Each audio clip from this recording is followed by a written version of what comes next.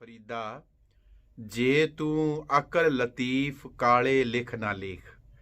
जे तू सियाणा है ना तो काले लेख ना लिख। भावें असी बाणी भी पढ़ रहे हैं, भावें असी बड़े सियाणे हैं, although we are teaching our kids too, अपने बच्चों भी सिखा रहे होंगे कि यह काम नहीं करना।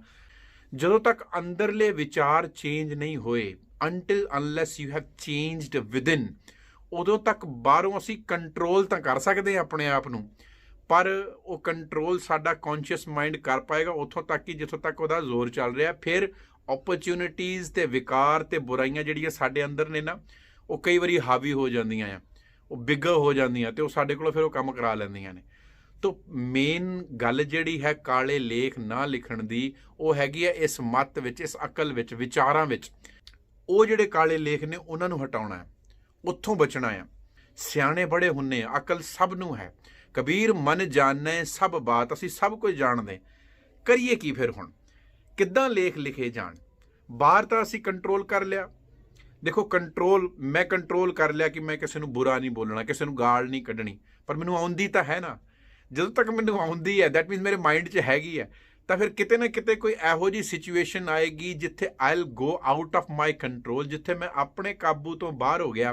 फिर मैं वो बोल जावांगा, वो फिक्का भी बोलांगा, निंदिया भी कर सकदा, कुछ भी कर सकदा, असी कर जाने हैं।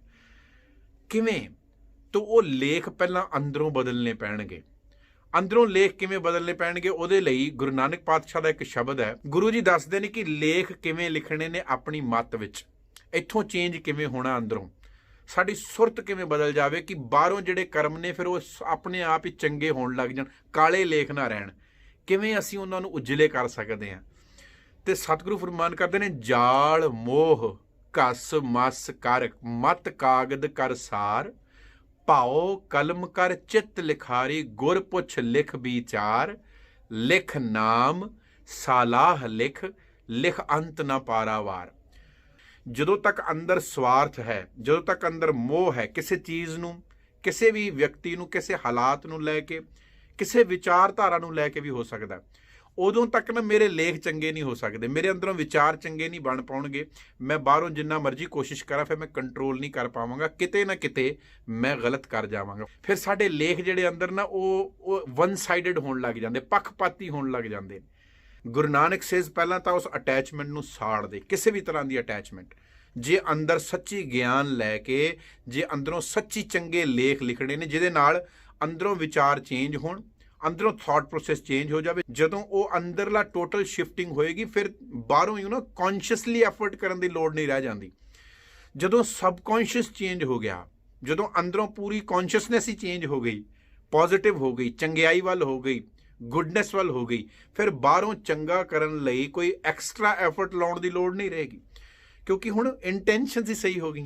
जदों इंटेंशन सही हो गई, फिर बंदा बाहरों एक्शन उहदी बॉडी गलत नहीं करती, कदी भी नहीं करती। जाल मोह घस मस कर, मत कागद कर सार। लेख लिखने कित्थे? मत विच। इत्थे विचार चलदे ने सारे, जिथे ख्याल ने तेरे, जिथों हैबिट्स बनदियां ने, इत्थों ही सारा कंट्रोल हुंदा। ये मत ही तो गाइड करती है, मत ही तो कंट्रोल करती है, साडे एक्शनस नूं कंट्रोल करती है साडी कॉन्शियसनैस, साडी मत, साडी सियाणप या थिंकिंग जिसनूं कह लईए, असीं सोच कह लईए। गुरु जी कहते इत्थे लेख लिखने, इनूं बदलना है। जिथे सैल्फिशनैस है, जिथे स्वार्थ है, उत्थे मोह है, ते जिथे निस्वार्थ हो गया, निष्काम हो गया, उत्थे है प्रेम। भाओ कलम कर चित लिखारी, गुर पुछ लिख विचार। ते ये विचार ये किवें होएगा, ये मोह तो किवें छुटांगे? गुरु कोलों पुछ पुछ के।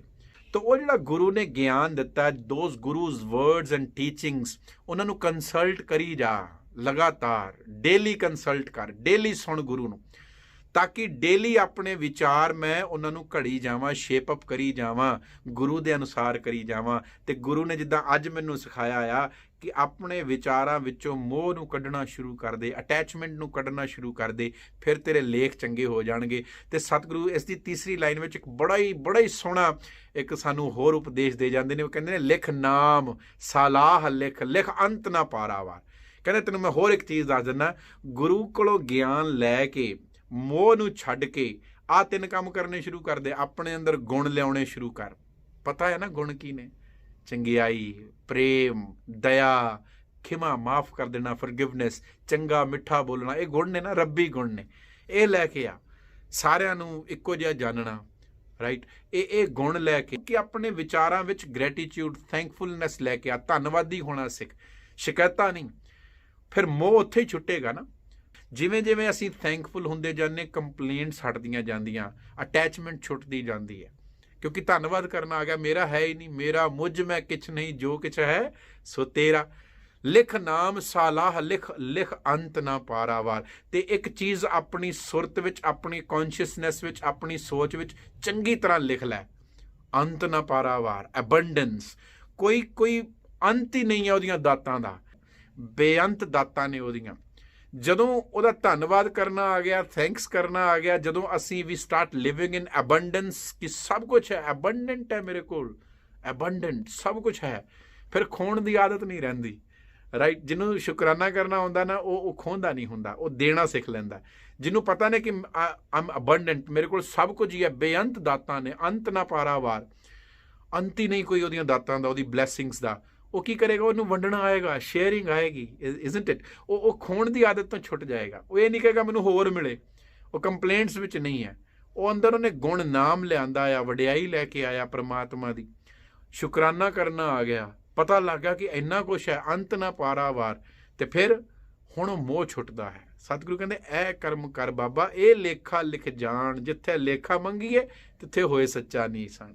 ਜੇ ਇਹੋ ਜਿਹੇ ਲੇਖ, ਇਹੋ ਜਿਹੇ ਵਿਚਾਰ ਅਸੀਂ ਆਪਣੇ ਬਣਾ ਲਵਾਂਗੇ, ਫਿਰ ਭਾਵੇਂ ਕੋਈ ਵੀ ਮੂਮੈਂਟ ਲਾਈਫ ਵਿੱਚ ਆ ਜਾਵੇ, ਜਿੱਥੇ ਲੇਖਾ ਮੰਗੀਏ, ਕੋਈ ਵੀ ਮੂਮੈਂਟ ਲਾਈਫ 'ਚ ਆਵੇ, ਅਸੀਂ ਹਮੇਸ਼ਾ ਪੱਤ ਵਿੱਚ ਹੋਵਾਂਗੇ, ਹਮੇਸ਼ਾ ਇੱਜ਼ਤ ਹੋਵੇਗੀ। ਕਦੀ ਸਾਡੇ ਕੋਲੋਂ ਕੋਈ ਗਲਤ ਕੰਮ ਬਾਹਰੋਂ ਵੀ ਨਹੀਂ ਹੋਏਗਾ, ਜੇ ਅੰਦਰੋਂ ਬਦਲ ਲਿਆ, ਜੇ ਅੰਦਰੋਂ ਅਸੀਂ ਆਪਣੇ ਵਿਚਾਰਾਂ ਨੂੰ, ਆਪਣੀ ਸੁਰਤ ਨੂੰ, ਆਪਣੀ ਸੋਚ, ਆਪਣੀ ਕੌਨਸ਼ੀਅਸਨੈਸ, ਆਪਣੀ ਮੱਤ ਨੂੰ ਉਸ ਦੇ ਉੱਤੇ ਲਿਖਿਆ, ਚੰਗਿਆਈ ਲਿਖੀ, ਉਹਦੇ 'ਚ ਗੁਣ ਲਿਖੇ, ਉਹਦੇ 'ਤੇ ਸ਼ੁਕਰਾਨਾ ਲਿਖਿਆ, ਉਹਦੇ 'ਤੇ ਮੋਹ ਛੱਡ ਕੇ ਪ੍ਰੇਮ ਲਿਖਿਆ, ਦੇਣਾ ਲਿਖ ਲਿਆ, ਹੈ ਨਾ। ਜਿੱਥੇ ਸ਼ੇਅਰਿੰਗ ਆ ਗਈ, ਸੈਲਫਲੈਸਨੈਸ ਆ ਗਈ, ਸੈਲਫਿਸ਼ਨੈਸ ਨਹੀਂ, ਫਿਰ ਉੱਥੇ ਜਿਹੜੇ ਲੇਖ ਨੇ, ਉੱਥੇ ਸੁਰਤ ਜਿਹੜੀ ਆ ਆਟੋਮੈਟਿਕਲੀ ਇੰਨੀ ਕੁ ਪਵਿੱਤਰ, ਇੰਨੀ ਕੁ ਪਿਓਰ ਹੋ ਜਾਏਗੀ ਕਿ ਬਾਹਰੋਂ ਕਦੀ ਵੀ ਕਿਸੇ ਵੀ ਮੂਮੈਂਟ 'ਤੇ ਜਿੱਥੇ ਲੇਖਾ ਮੰਗੀਏ ਤਿੱਥੇ ਹੋਏ ਸੱਚਾ ਨੀਸਾਨ। ਉੱਥੇ you will always B truthful. ਤੂੰ ਹਮੇਸ਼ਾ ਹੀ ਚੰਗਾ ਹੋਵੇਂਗਾ, ਤੈਨੂੰ ਪ੍ਰੂਵ ਕਰਨ ਦੀ ਲੋੜ ਨਹੀਂ, ਤੂੰ ਅੰਦਰੋਂ ਇੰਪਰੂਵ ਕਰ। ਇਹ ਇੰਪੋਰਟੈਂਟ ਹੈ।